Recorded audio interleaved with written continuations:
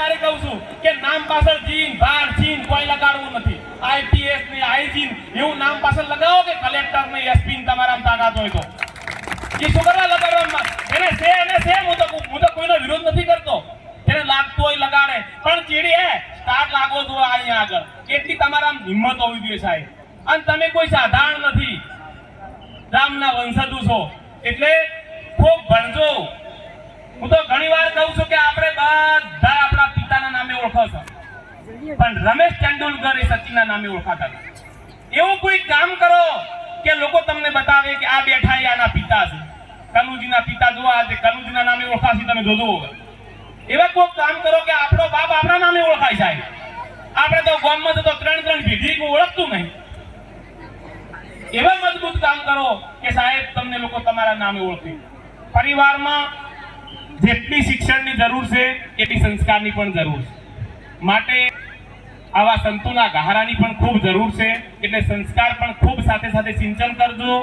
કે ગમે એટલા રૂપિયા હશે, ગમે એટલું ધન હશે, પણ સાહેબ પરિવારમાં સંસ્કાર નહીં હોય તો એ રૂપિયા ભેગા થવાના નથી. એટલે હું તો ઘણી વાર કહું છું તમે ભણાઈ ગણાઈ તમારા છોકરાને ડોક્ટર બનાવશો પણ સાહેબ જો ઘરમાં સંસ્કાર નહીં હોય દારૂડીઓ પાકશે તો ડોક્ટરના પૈસા ભેગા નહીં થાય. એટલે આ પણ ખૂબ ધ્યાન આપજો. જ્યારે તારે કહું છું કે પરિવારમાં આળસ બાળક પિતા પાસેથી શીખે છે અને અપશબ્દ બોલતા માતા પાસેથી શીખે છે.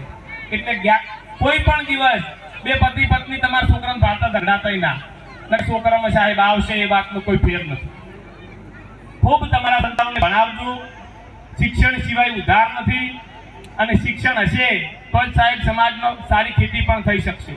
એટલે ખૂબ સારું શિક્ષણ મેળવો. અને ખરેખર આજના યુવાનો ખૂબ એજ્યુકેટની જિંદગી જીવતા હોય છે એવા યુવાનોને કહું છું કે સાહેબ હવે બધું છોડી મૂકજો. આ સમાજ જેટલી ગળા ઉપર કૂદકા મારશે એટલી ગળા સમાજની પ્રગતિ નહીં થાય.